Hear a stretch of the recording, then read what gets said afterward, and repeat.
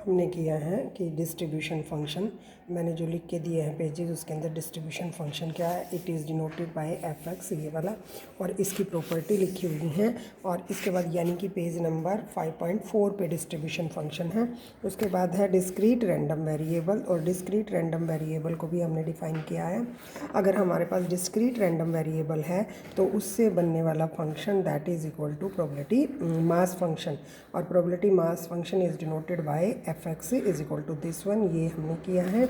ठीक है, और इसी से रिलेटेड हमने फिर क्या है इसका सम किया है, डिस्ट्रीब्यूशन फंक्शन का ग्राफ किस तरह से होता है। फिर इसके बाद हमारे पास है कि रैंडम वेरिएबल अगर हमारे को डिस्क्रीट दे रखा है तो ये हमने निकाला है उसके अंदर। ठीक है, तो उसके बाद नेक्स्ट जो सम है वो 5.2 देन 5.3, ये 3 काफ़ी अच्छे से कर रखा है। फिर 5.4 है हमारा, 5.4 दे रखा है इसने।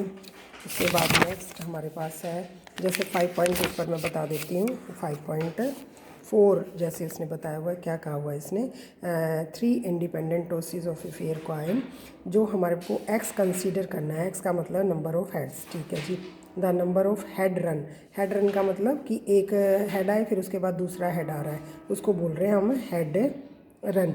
और उसके बाद जेड का मतलब क्या है, the length of head run a, head run being defined as a conjugative. जब जेड को कैसे डिफाइन, एटलीस्ट 2 हेड हो, यानी कि 2 हेड आने की प्रोबेबिलिटी। और फिर क्या है, 2 हेड हो तो रैंडम वेरिएबल क्या बनेगा, एटलीस्ट 2 हेड हैं, और फिर 3 हेड हैं तो क्या बनेगा, तो वो बनाएंगे। If the following head occurring together in 3 tosses of a coin, तो हमने ये सारी प्रोबेबिलिटी निकालनी है। अब इसने कहा है जब हमारे पास 4 टाइम्स हम टॉस करते होते हैं या 3 टाइम्स का इसने, तो x की वैल्यू क्या होगी। तो x की वैल्यू क्या है, number of head, number of head कितने आए हुए, 3, 2, 2, 1, 2, 1, 1, 0। ठीक है, अब उसने y कहा है कि नंबर ऑफ रन्स, यहाँ रन कितने बन रहे, रन का मतलब कंटिन्यूटी में हेड कितनी बार आए हुए हैं, 1 बार आया हुआ है। ठीक हो गया, यहाँ भी 1 बार आया हुआ है।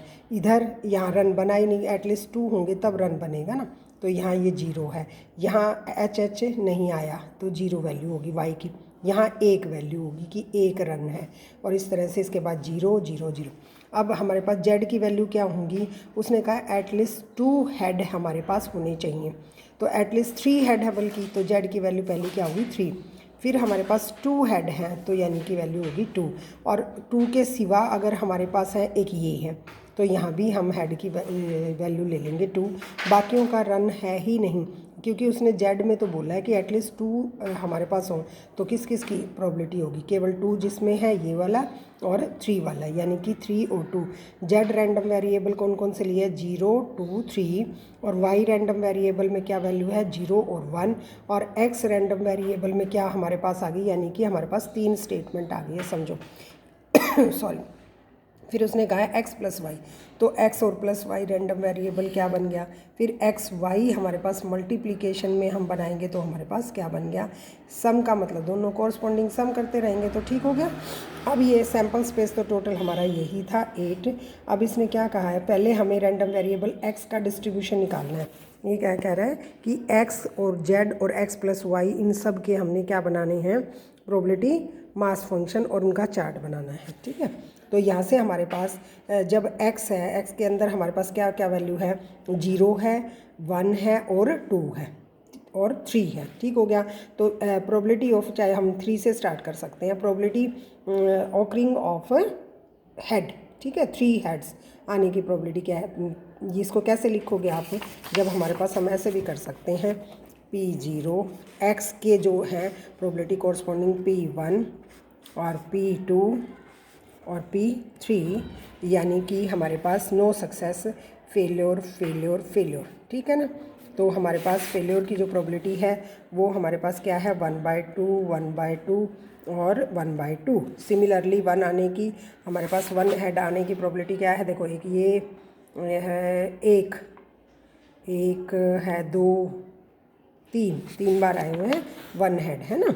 तो हमारे पास यानी कि हम एक बार हेड आया, प्रोबेबिलिटी ऑफ हमारे पास head, tail, head, sorry tail, एक तो ये आया, और कौन से वाला है इसमें से आप कलेक्ट करो, हेड, टेल, टेल, फिर है 1, 2, 3, टेल, हेड, टेल, और हमारे पास क्या बना इसमें से देखो head tail tail, tail head tail, यानी कि टेल टेल हेड एक बार आया। तो इन सब की भी हम लिखेंगे। तो यहाँ पर इसने देखो 1 की बना दी जैसे, यानी कि हमारे पास ये रहा 1 की 3/8 हो गई है। तो यानी कि हमारे पास कितने केसेस हुए हैं, 1 है, 2 है, 3 है, यानी कि हमारे पास 3 टाइम्स हम ये वाले आए हैं। तो यानी हमारे पास 3/8 हो गया। इसी तरह से यहाँ पर हमारे पास 1/8 हो गया। और उसके बाद 2 हमारे पास है, तो 2 का कैसे कहेंगे हम, the probability of head head tail, और फिर टेल हेड हेड, और हम कहेंगे हेड टेल हेड, ठीक है ना। ये इस तरह से हम लगाएंगे। अब जब और इसकी जो प्रोबेबिलिटी है 1/2 1/2 1/2 है ना उसकी भी, तो 1/8 प्लस में 1/8 प्लस में 1/8, तो ये हमारे पास कितनी आ गई। इस तरह से हमने जब की है तो head head tail head head tail, यानी कि ये हमारे पास आ गई 3/8, ठीक है। और 1 की भी हमारे पास इसी तरह से आ रही है 3/8। और इसके बाद P0 की तो हमने निकाली ली 1/8, और फिर 3 हेड आने की प्रोबेबिलिटी 1/2 1/2 और 1/2, ठीक हो गया। तो ये इस तरह से इसने निकाली है, ठीक है। 3 की, ये 2 की, और ये 1 की भी सिमिलरली, और ऐसे हमने निकाल ली। तो ये हमारे पास क्या है, डिस्ट्रीब्यूशन फंक्शन कौन सा बना, x, और उसके साथ में कोरस्पॉन्डिंग हमने क्या लेनी है, x और उनके साथ में कोरस्पॉन्डिंग प्रोबेबिलिटी लेनी है उनकी, ठीक है ना।